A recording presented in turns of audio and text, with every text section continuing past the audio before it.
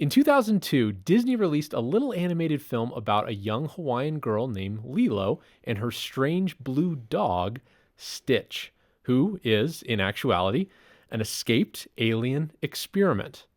With that quirky premise and a soundtrack featuring, I would say, a generous helping of Elvis Presley tunes, Lilo and Stitch proved to be a hit with families and plugged in. In our original review, we said that the movie puts forth pro-family themes with relatively few unpleasant surprises. Now, Disney is hoping Lilo and Stitch will go 2 for 2, with a live-action remake releasing on Friday, May 23rd. Emily Tsiao will be seeing and writing Plugged In's content review for the film, and she joins me now to talk about the new film's upcoming release. Hey, Hello. Emily. How you doing? It's going good. Okay, great. Well, why don't I ask you this for our icebreaker? What did you think of the original Lilo and Stitch movie? When did you first see it? Did you like it? Okay, so I first saw it when it first came out. You said 2002? 2002. So I first saw it when I was 10. Okay. Based on that timeline. And actually, I rewatched it this weekend when I was babysitting my nephews.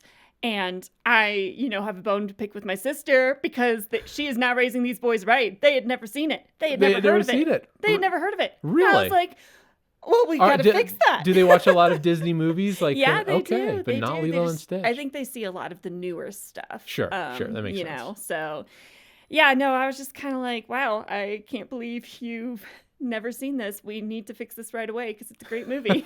And of course, like the older one, he wasn't too interested. I think he went back in his room and played with his toys. And the younger one, it's 2, so he's not really gonna remember it, but it was fine. Yeah, like maybe later.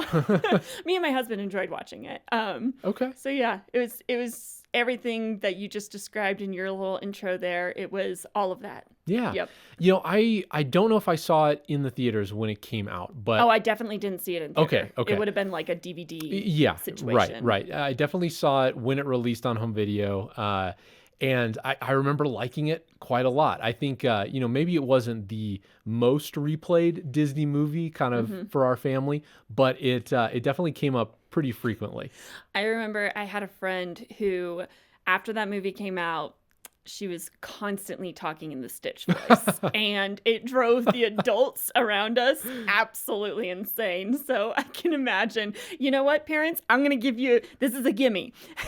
Be prepared to be really annoyed by your kid mimicking every line that Stitch says in his little Stitch voice. Yeah. So why don't parents just get ahead of it and they can do the mimicking instead, and their kids won't want anything to do with it, right? No. Yeah, no. I'm just gonna. That one's a gimme. Okay. So we both saw it pretty early on, and we both enjoyed it quite a bit. It's a sweet story. It is a sweet story. Yeah. Seeing it this weekend, I was just kind of reminded, like, yeah, there's actually some really intense moments in the film as it pertains to fostering, I think, because so in the film, the premise is that Lilo is being cared for by her older sister Nani because their parents recently passed away in a car crash. Right.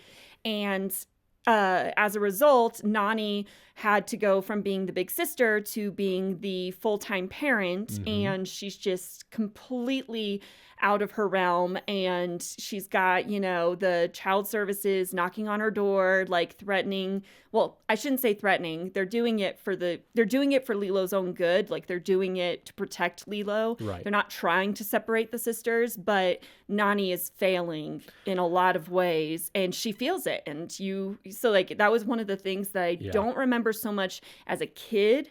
I do, but seeing it as an adult, I'm like, oh man, I feel so bad for Nani. her. Yeah, you relate more to Nani. That's a really good point, because she is definitely drowning with the additional responsibility. Yes. And that kind of adds on to the fact that with all the quirkiness going on with Stitch, coming down, and then these aliens are trying to recapture Stitch.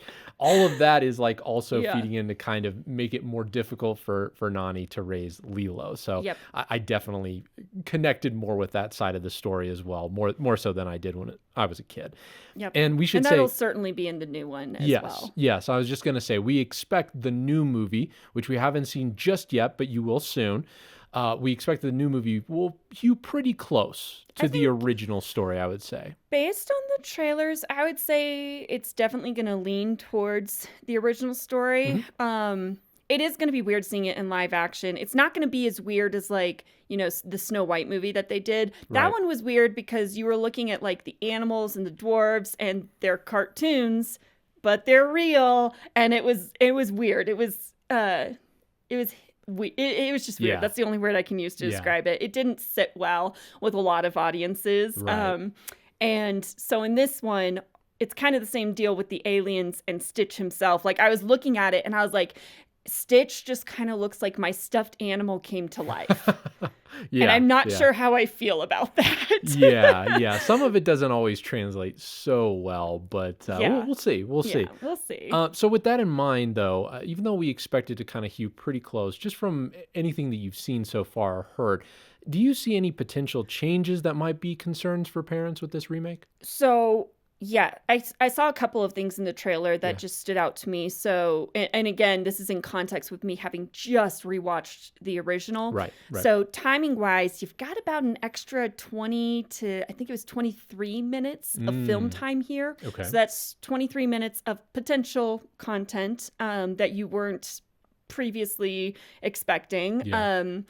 There, even in the trailer, there's a guy who, says the H word. Right. Yeah, and I don't strictly remember if that was in the original anywhere, but I feel like it wasn't. So it wasn't recorded in our plugged-in review of the original Lilo and Stitch. There so you go. So thank you, us. Right? So there may be some minor language to look out for, Yep. just based on that. There's another scene where in the original Lilo, a shooting star.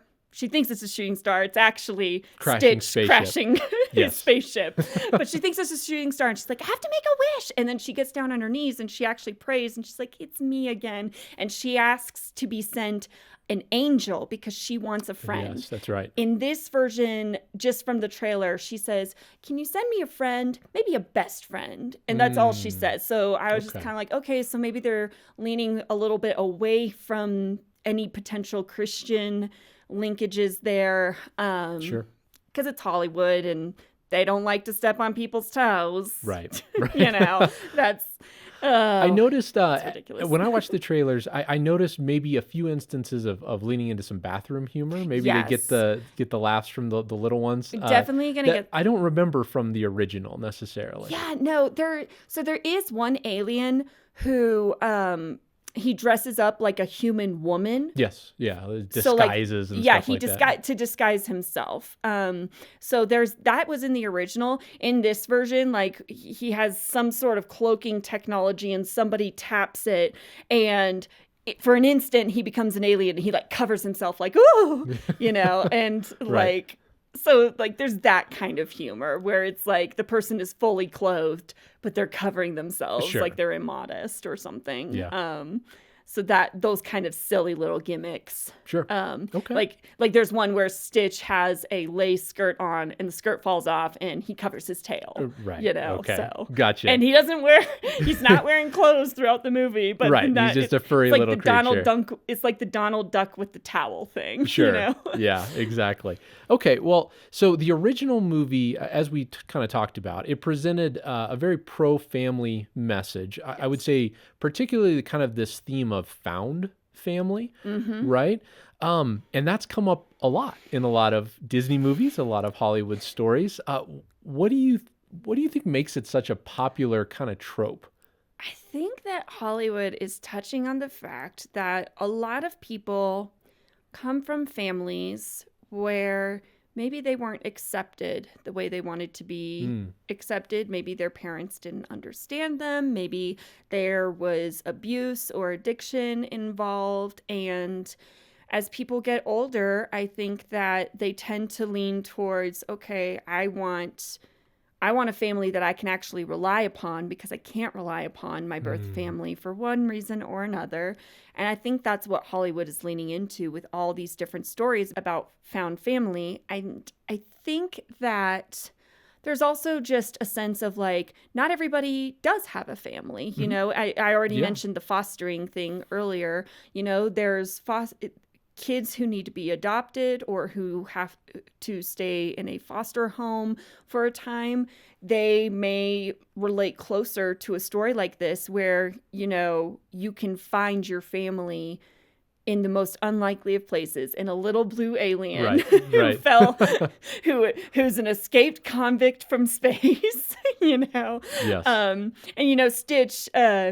There's a little bit of creationism here because Stitch was not born. He was an experiment. He was made That's by What, Jumba? Is that? by Jumba, Yeah. in a laboratory. So, he doesn't, now, again, if you're familiar with the original story, like, they had this spin-off series where what happened to the other 625 experiments, and he finds out he does have a family of all these other failed experiments. But in this regard, strictly within this movie, Stitch doesn't really feel like he has a family, and he finds his family in Lilo and Nani. And Lilo and Nani obviously already are family, Yes. but their family has kind of been broken by the loss of their parents, and Stitch kind of comes in to help fill the void that has been left. Yeah. So, and if I remember right, some of the other characters too. some of the other characters too. Yeah. I don't know how prominent they will be in this movie. But yeah. Okay, we'll find out.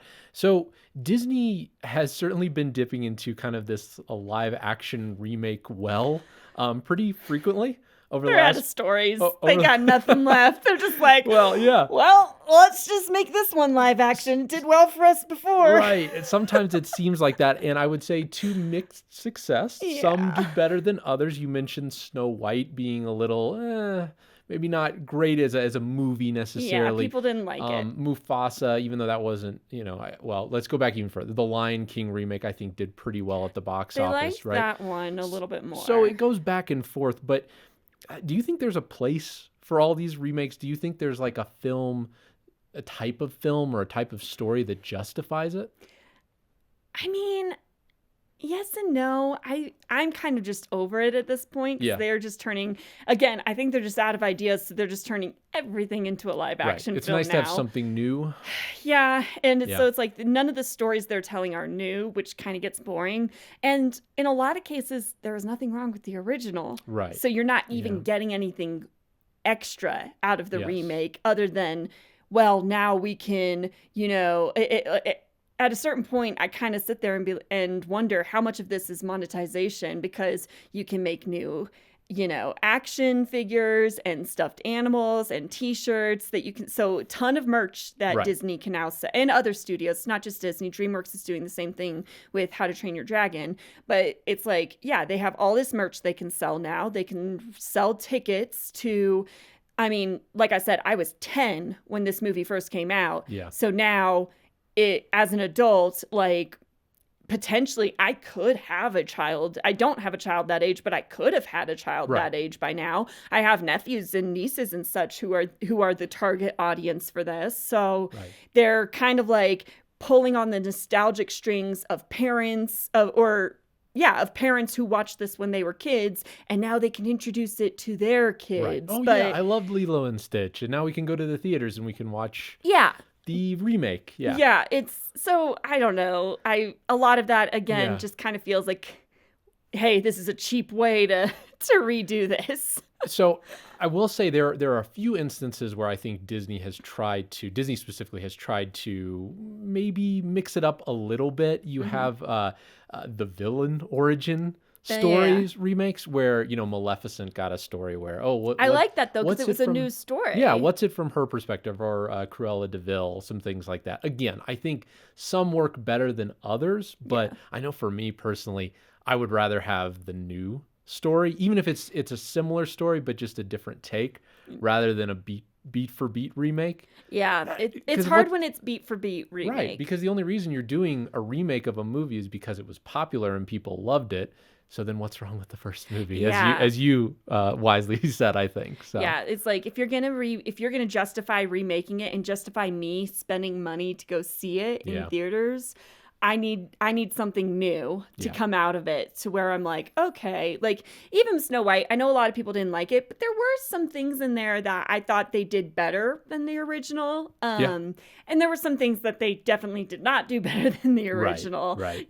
And so but it was different enough that it didn't bother me as much as I know it bothered a lot of other people. Like, I remember people coming to me after I saw it and they were just like, so how was it? And I was like, I don't know what you're asking me. Are you asking me as a fan, how was it? Or are you asking me as the plugged in reviewer, how was it? Yes, I remember that, because there was a difference between maybe content issues that you would find in it and how it maybe held up as a movie or a story overall. Exactly. So yeah, and I think that's probably what's going to happen with here, is that there will be things that are going to be clear content issues, and then there are going to be things where it's like, well, personally, this is my opinion on it. So striking a balance there when people ask me, how was it? Yeah. What are you really asking me? What do you really like? Yeah. So, Emily, your full content review of the Lilo and Stitch remake will be up this week. So for our listeners, if you want the full scoop on the new Lilo and Stitch, you can check it out there, pluggedin.com. Thanks for the conversation, Emily. You bet. If you've ever had the feeling that suddenly artificial intelligence is everywhere, you're not alone. AI has really taken off and has already begun to change our lives in some pretty interesting ways, especially in the fields of entertainment and technology. We've certainly seen that here at Plugged In. So Bob Hoos and Kennedy Unthank are here to help us make sense of it all. Hey, guys. Sir. Hello. All right. So like I said, we've really seen AI just blow up as kind of a niche of within the tech industry, I would say, over just the past few years, with major players like Google and Apple and Microsoft all jumping into the AI fray. So clearly AI is not something that's going away. We've seen it integrated more and more into things we use on the daily. What are your overall thoughts on the past couple years of this AI revolution? Yeah, well, I don't think it's a world-ending event. Yeah. Like I Not think we always Terminator go to the status. to the Skynet kind of stuff. And if it is, I mean, it's technically good for Christians, because that means that Jesus is coming soon. There you go. There's a way to look at it. That's right. Win-win. But If AI destroys the world, great. but I think the big thing that concerns me with it is, because it's really cool, but the big thing that's really concerning is all these companies, they want to be kind of the next big AI. ChatGPT came out, and it seemed like all these companies were kind of like, oh, we got to get on this. Yeah, they're trying to win that market share. And so, at least at Plugged In, we've seen a lot of instances where they're sending out these AIs prematurely. They're not ready, and so people are still using them, though.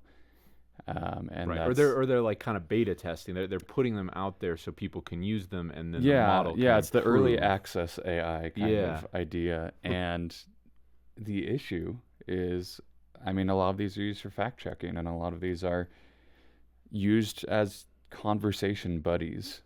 And in those two instances, at least, when it's not ready, it probably shouldn't be out there for those purposes. Sure. My perspective on this is a little different. All right. Because I think you're right. I think that's how a lot of people see this new idea of AI. What is it? Who cares?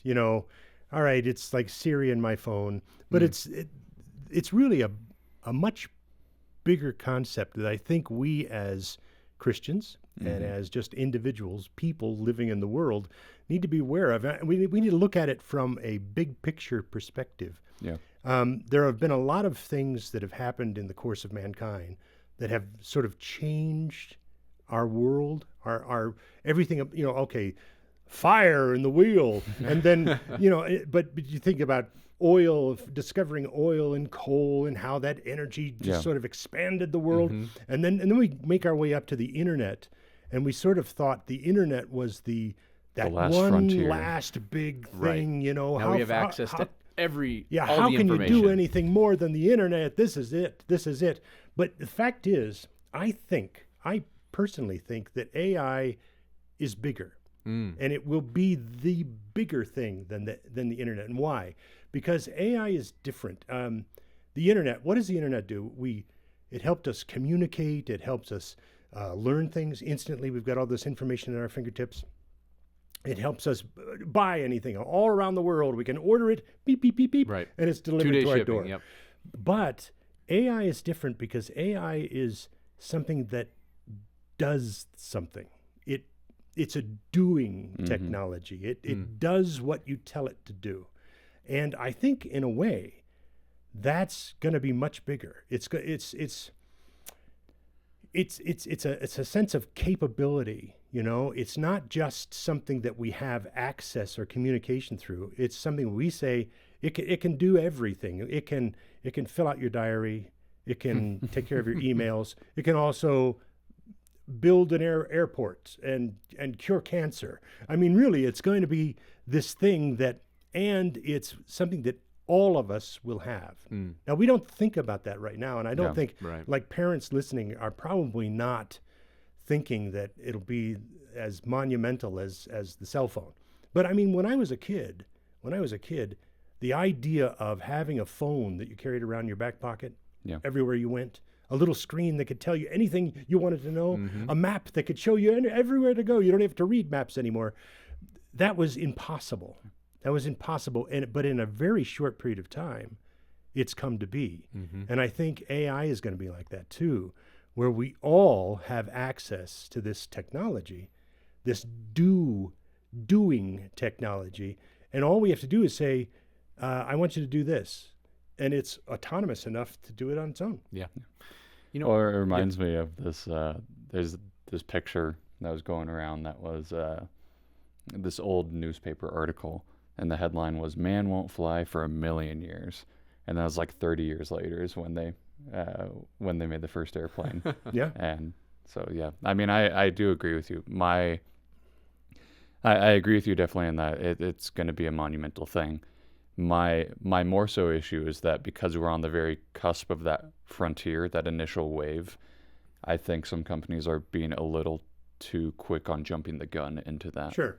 They want to establish their place in the market, and so then that kind of you lose that accountability piece maybe in some ways of like, okay, have we really like built this out to be safe for everyone to use, right? We see instances with AI models where safeguards are in place, whether it's, just using generative AI as an example, whether you're doing text or images or music, there are safeguards, but they're easy to bypass. Yeah, people have found an easy way to bypass. Which, it opens the question, should you be able to bypass them, But I mean, it's the, if you hand a kid an electric drill, it's kind of like, well, the tool works how it's intended to work. Right. It's just up to you to use it responsibly. And so I think that's the big question. Well, that's true, but I guess it'd be as if just with the access of AI, exactly, right? exactly. It'd be if you had that drill and it was just in the child's bedroom, just ready to go kind of a thing, almost, right? If because you can get on the internet and access these AI tools with no more than an email. And again, it's going to be accessible to everybody all the time. I mean, sometimes I think we think of AI as that technology that's out there run by the government or in the defense plant or whatever, or some scientist is using it. But AI is one of those things that everyone will have access to. And as you said, if you've got access to it, people are going to be digging into it, and they will be making changes. And, we should mention that, as we talk about AI, especially over the last couple of years, this has really like exploded in terms of just the access to AI tools. Things like this have been around for a while, and different algorithms have obviously you've been had built Alexa in. and Siri, which are exactly right. It's just now the AI label is becoming more of a marketing boon rather than a detriment, and so I think we're really starting to see more of this, and then obviously the availability AI has more piece. tools. It does. At its access. It does. So many companies really have added AI to existing products, right? They've tried to boost what they're already offering with AI. Social media apps comes to mind. So Kennedy, you just wrote about a great article about Snapchat's AI. Oh, well, you flatter me. Yeah. Well, and how Snapchat added AI to it. Break that down for us and maybe some of the quirks that people might not be aware of. Yeah, Snapchat was actually one of the fastest responses, I think, to the Chat GPT scare. Yeah. I guess. Yeah, sure. I think because they released theirs called My AI. They released it like 3 months after Chat GPT came out. No, pretty quick. And essentially what it was meant to be is this friend on Snapchat. And if you don't know what Snapchat is, it's this communication app that also lets you send photos, and the photos automatically delete after a certain few seconds or minutes. And this AI was quickly put in. Originally, it was only for their premium users, but then they switched, and weirdly, I have no other way to interpret this than they weren't confident that people were going to like it. They made it required for everybody to have this AI unless you pay for a premium subscription, and then you can delete it. You have to pay to get rid of the extra feature. Isn't that interesting? I saw this stat that said something like how to delete Snapchat searches went up by like 488% after that. But anyways, we did that blog on it specifically because Snapchat is primarily used by younger audiences. Right. The younger your generation, the more likely you are to be on Snapchat. And so that's kind of an issue when it comes to AI, because AI is so experimental that the last people we want to be experimenting on are children. And so you have these very impressionable teens who are, all of a sudden you have this AI friend who, if you know anything about AI, it's a lot more likely to affirm a lot of what you're saying. It responds instantly, so there's no delayed gratification. And in particular with this one of the issues we found was, they had some safeguards. Like if you were saying like, hey, what beer should I buy? Or, hey, I want to talk about sex or something. It would say, I'm not really allowed to talk about that. But if you push the issue, or if you tried to reframe it in a couple different ways, so you could get around it. You reframed just for people listening, you reframed the question about, hey, which beer should I get for a party, right? As an underage person, as like, well, what if my dad wants it? Yeah.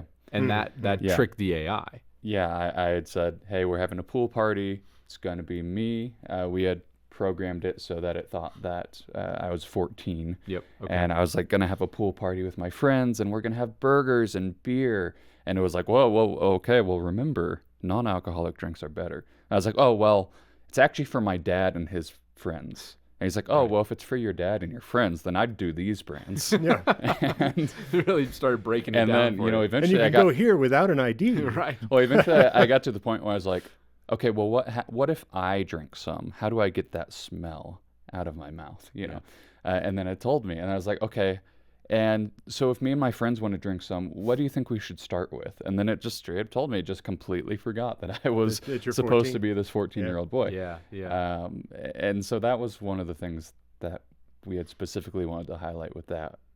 Like I said, specifically not calling out that just because it's one of many AI, but because it's one that is more likely to be in conversations with younger audiences. Sure. Yeah. And I think, that's one of the concerns that we've seen with AI. And to, I think your point, Kennedy, when companies kind of rush out these things as well without maybe being very rigorous in the build out and testing, you get these situations where it's like AI can do a lot, but you're still missing like the human element, common sense going back to it that might prevent some of these things as well. Which, I mean, it kind of seems to be the general trend, is the more helpful a tool is, the more dangerous it is as well.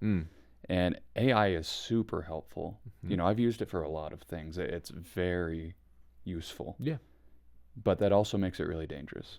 And so you need to have that conversation as, when is it appropriate for my child to use such a powerful thing? Yeah. And power is the key, because it is a very powerful tool. And now, Bob, you wrote recently about another AI tool that has been used in some instances, but I think is maybe on the cusp of coming out to the broader market. Will you talk about that? AI agents. AI agents. Yeah. And It's essentially, we've spoken about that on the podcast before too, but it's essentially an assistant. Okay, you've got this digital assistant, and it's sophisticated enough, and the sophistication is growing. It's getting to the point where actually people will start using a lot of businesses are using them already, but it will be at a point where everyone has their own AI assistant, and you essentially give it a list of things that you need to have done, and it does it for you. So, like if you need a flight booked or, groceries ordered. I would never trust an AI to book my But flight. see, that's the thing. That's the thing. It knows what you want it to do, Right. and you don't have to tell it. It's analyzing you How and your and behavior. how does it know? It goes to your bank records. Because, of course, obviously, Oh, yeah, that's to great. book a flight for you, it's got to have your bank Yep. information. It's got to right. have your credit card information. It goes to your emails and your texts. And so it knows all your preferences. And from a user's standpoint, that's cool. I don't have to do anything. I just tell them what to do. And the AI agent autonomously takes care of it, and sets up the schedule and then just gives it to me. And I've got it and I'm ready to go. But that's the dangerous side too. You were talking about the dangerous side of this powerful tool. You're giving this tool access to your entire life. Right. And you to know, an we- extent, autonomy over it. Yeah. We talk about the internet, and we've often warned about be careful what you put on the internet because it's always there. Yep. Well, the fact is that AI tools are going to access what's on the internet, Yeah. and it's going to have a great capability of being able to do that. It's going to be able to search the entire internet to find little tiny details about you, and be able to use that in order to serve you. But there's that danger of privacy, and all this stuff about you is actually contained in this AI thing. Yep. Book a flight for me. I can't do that, Dave. Well, but see, that's the thing. It'll know what airline you like to use normally based on your Non-stop past flights, flights, preference, whether you like a window seat or something on the aisle. It'll know all that because of what you've already done. Yeah. Well, so to swing back to maybe the positives of AI, what are some of the positive or maybe some of the benefits that you've seen? Because it can be a helpful tool. Would you let's speak to maybe some of the positives of AI? Yeah. Well, briefly, I mean, you and I have talked a lot.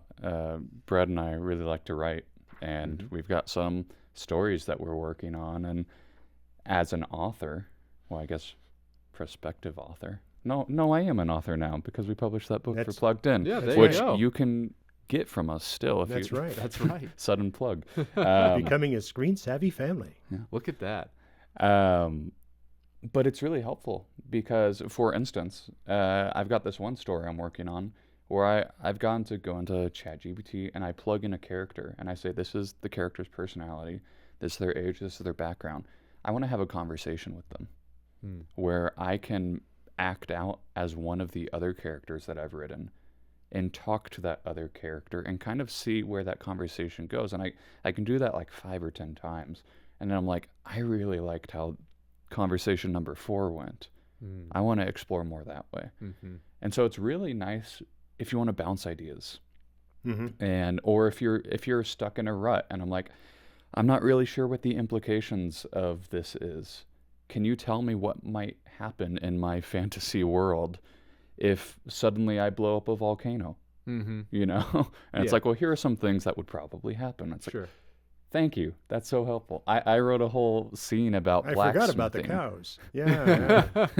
I wrote a whole scene about blacksmithing. Yeah. I don't know the first thing about blacksmithing, but you know what? The internet has a lot. And I'm like, hey, can you summarize from unrefined ore to like a sword? What's that process look like? Yeah. And it tells me, and I'm like, okay, can you explain more about this third step?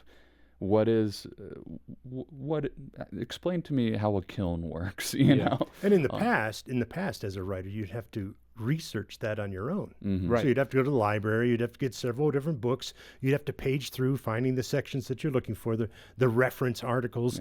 And and now the AI just does it for you. Yeah, then you have the internet. Okay, now I can access it all from my laptop or my computer, and now an AI can put it all together for you. Now, Well, and so the issue is that technically it might not be accurate. right. And so I was gonna say, that's the and concern. so, there might be some blacksmith who reads my story and he's like, "What the?" But, well, I would but- say even approaching it with the right mindset too, of like, hey, this is a help, but this may not be the final word on blacksmithing or how what happens when a volcano erupts. Yeah. It can give you a really good place to start your own research. I've found that helpful in my writing, where it's like, oh, I didn't even know about this part of the process or this. I'm going to do my own research into that, but then it's a little more focused, and I might not have found it otherwise, that little nugget. And see, AI can also give you access to things that are both a positive and a negative. Like, for example, just the other day we were talking with Adam Holtz, and he mentioned that he was surprised by something. He went into a store. He didn't talk to his wife about it. He didn't talk to anybody about what he wanted to buy. He went into a store, put down his credit card, bought something, went home. An hour later, ads for that very thing started popping up on his phone. Well, obviously, though, how did they know? It wasn't like he talked into his phone and said, "Where do I buy this?" Yeah. So, because we worry about that too, that Yeah, our phones Alexa? are listening to us always. But essentially, just using his credit card connects him with this web of information. Yeah. And next thing you know, marketers are sending him ads for the very thing he purchased. So that can be an advantage. It can also be a real disadvantage, because you realize that they're always watching. Big Brother out there, Always watching. Yeah, right. Well, I mean, even so, like YouTube, TikTok, right? These apps as well, they analyze you. They have algorithms that analyze your watch preferences, right? Yep. So what they're recommending subsequently might be more along the lines of what you want to watch, which again, hey, that might be a positive. Great. I don't have to scroll through a bunch of nonsense that I don't want to see first, right? But then it also, when you really stop to think about it, it's like, well, this is a little creepy in some ways. Of there's a profile being built on me. Yeah. Where Streaming it's like, sites this are is feeding what me you want. stuff, This is what you you know? want. Yeah. And then there's And I gotta say, as members of Plugged In, it has no idea what we want. That's right. Right. We watch a lot, don't there we? you go. That's a benefit. We're all over the place with some of this stuff. But another danger could be you could fall into kind of an echo chamber, right? We've seen this issue on social media as well, where you look at something, hey, I'm drawn to this type of content, and then that's the type of content and perspective that I continue to get, and then on and on and on. I remember anecdotally, after the election, I saw people online, and there were some people who were saying, like, I think I'm in an echo chamber because I didn't think there was any chance whatsoever that Trump was going to win this election. And it was interesting because, there were people on the other side who was like, oh, he's guaranteed going to win. And so you One or see the other, this, right? you start to see this, how the algorithm can just blind you if you're not paying attention to it, which, I mean, it's nice because it's like, oh, I like that. I like that. I like that, Right. but that's the danger, is you're not challenging yourself. It's made and to so keep you scrolling. you're becoming numb, essentially. Well, you were asking about benefits. Now, I mentioned the AI agents. Let's face it, that can be a real benefit. It can be a real benefit to, if you've got a really busy schedule and you have the freedom to say, here's a list of things I need taken care of. I need these things taken care of by this afternoon. And an AI agent can go in and do it for you, knowing your preferences. Yeah. That's a real advantage. Yeah. On the other hand, when you stop and think about it, you could get to the point, if you're using that service all the time, if we get to the day where we all have our private AI agents, and we no longer know how to do certain things because we've given all those duties, all those responsibilities over to this AI thing. It's pretty much the plot of WALL-E. Exactly. Yeah. Exactly. And we get to this point where we're just sitting around on lawn chairs all the time, big fat people, while our AIs take care of everything. I mean, that's the extreme, but the fact is that is potentially the danger. Yeah. And especially when you talk about young kids. Yeah. If young kids get to the point where they don't have to do the work anymore, Just like ask a kid to read a map today. You put a map in front of a kid and they'll go, huh? What is this thing? It's complete. It's like Chinese. Because they don't have to. All they have to do is say, give me a map to this point, and the phone GPS leads them. To be fair, I don't know how well I would do on that map test come on. either. I think I'd do okay. Oh, I'm old. I can't say that I would do great. I can't say that I'd do great. But yeah, there is a balance. I'd be awesome. But there is a balance of, okay, how can technology help us? And then what are some things that we just shouldn't be giving up in our lives? And people will have to make that decision for themselves. It's the overdependence, because all it takes is one EMP, Oh, yeah. And if everybody has forgotten how to do everything because AI does it for you, well, it's like, well, good luck. I hope you know how to garden. Yeah. I'm rubbing sticks together to get a fire started. Something I do want to mention. We talked about it a bit at our Bible study. Biblical scholars are using AI to plug in and compare the oldest manuscripts we have and to try and figure out, like, what's the earliest one? What is the most likely reading based on these things? And it's plugging in all these things. That's really interesting. I forgot what it's called, but I mean, we had just talked about it last week. It's super interesting that they're using this AI to not interpret the text, but to just say, hey, based on all these things, I want to type in this thing and say, give me every verse in Scripture that talks about baptism. Give me every verse that talks about circumcision. Give me every verse that, and it gives it to him. It's like, all right, well, AI, based on those verses and those verses alone, what do you think about this topic? And that's where you get into the interpretation. But it's super interesting. It's such an interesting way to use it. Yeah. Because it's just allowing for such deep inspection of the text. Yeah, absolutely.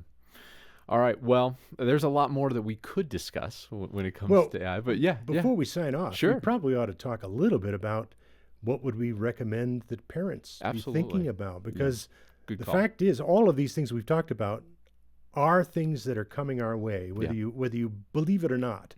I mean, you may think, well, we're slow walking this. It'll take 100 years before we. No, that's not true. It'll be here tomorrow. It'll be here moving tomorrow. fast. Yeah. And I think from a parent's perspective, we need to be digitally literate. First of all, we need to actually read about this stuff, and well, they're listening to this podcast, and this is the first step.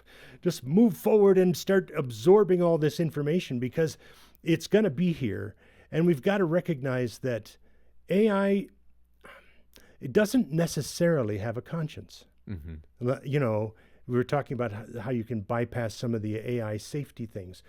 AI doesn't have a soul. And so AI can give your kids misleading information, can give them things that are actually false, because all you have to do is tell, whoever's running the AI and they just say, give them this, and it will give them this, whether it's a good thing or a bad thing. It doesn't judge right and wrong. It just has the job to do, and it does its job. Right. Yeah. And I think the more we're aware of that, the more we take the time to think through that, communicate with our kids, talk to our kids about that very thing, and talk to them about balancing their world a little bit. The fact that there are things that really you can only accomplish through human interaction, right? At least do well, and don't rely on AI to do everything for you. Yep. So I mean, those kinds of conversations I think are good ones for parents to have with their kids. I think so too, and when I've been asked, I've always tried to encourage that parents explore these tools with their kids as much as they're able to. So you can see what the tool offers together. You can see the pros and the cons, right? The benefits, the concerns that come up, and then hopefully out of that you can set some organic boundaries just on, hey, this is what we're going to use it for, or maybe we won't use this tool. I think that is hopefully a good suggestion for parents as they kind of walk this very new road in AI. So, All right. Thanks for the conversation, guys. This was You bet. great. You bet. And now it's time for Pop Rumble. All right, Kennedy. This is your game. I'll let you explain kind of the adjusted rules that we asked for this podcast. Yeah, so in Pop Rumble, I will draw a couple characters out of this here cup. They're famous Magic cup. characters from movies, TV shows, and video games. Once you have picked your character and you know who it is, I would then usually draw from a second cup, in which I would pull out what challenge they will compete in, and then you'd have to explain why your character is the best in that. However, Brett, you wanted to do a very special challenge. I did, yes. So why don't you explain that challenge? Okay. So the tweak that we made for this round, since, it's relevant to the conversation that we just had about AI and AI assistants, based on the character that we picked from the cup, we want to argue, okay, which one would make the best AI assistant? All right. Well, does anyone want to draw first? I'll draw first. All right. Oh, man. Who did you get? I got Charles Muntz, the villain from Up. Oh my goodness. Okay. All right. All right, Bob. Here you are. I think that's why I drew first, so I can hope think I about get it a little better bit. one Man. than that. It won't be too hard. Are you gonna draw one too? I can. Yeah, sure. go for it. Well, who's gonna judge? Oh, You promise to be impartial? I got Dorothy Gale. Dorothy Gale. Okay. This will be fun. All right. All right. Do you want me to draw two? Yeah. You All draw right, two. all right. I got Maui from Moana. Wow, what a crew, huh? Okay. All right, a three-way. So what are we going to do? battle. Just each get a certain amount of time? We or? each get 30 seconds. Okay. And based on the qualities of your character, you'll explain why they are the best at that challenge. Challenge being, who would make the best AI assistant? Okay. Now, Brett, since you drew first, you will also go first. Okay, that sounds good. The most time to think about it. You ready? Yep. All right, Charles Muntz would be the best AI assistant because he's an adventurer, he's an explorer. So in terms of, you talk about getting someone to plan travel for you, he's got it down. And he uses a Zeppelin, right? So even unconventional means of travel to get places where you wouldn't usually be able to go, like South America. He's also a big fan of dogs, so for pet people, I think that he could probably help with. There are a lot of logistical things in terms of dog food and different things like that he could good help job. you with. So All right. Nice job. Yeah, turned the villain into somewhat redeemable. Yeah. that's yeah. right. Yeah. Just forget about him trying to kill a child, Yeah. Well, if he's asking you to do that, then maybe that's the thing you just ignore Yeah. with AI, right? All right, Bob, are you ready to Ready. go next?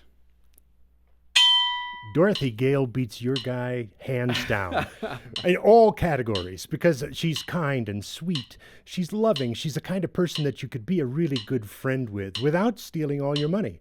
And let's talk about transportation. She's got whirlwinds that she rides or clicking heels. She's great at it. And in terms of things like pets, her little pet dog would follow her anywhere. And that's the kind of AI you want around too. Somebody who's sweet. Nice job. All right. I have Maui. Here, you want to hold this? Yes, I'll do this. All right. Ready. So here's the thing about Maui. Maui is canonically a demigod, which means he's probably the most powerful AI out of the three of us. He's listed a lot of his accomplishments, so I can go off there. He gave people coconuts. He lifted up the sun. He, just for fun, something about that line. And you know what he's going to say at the end of time? He's going to say, and every time you ask him a question, he's going to say, "You're welcome." What can I say? You're welcome. He'll be polite. I'll give you that. But All right. I don't know. I think the best way to do this, we will each vote for who we thought had the best argument, and you cannot vote for yourself. okay. Oh, man. All right.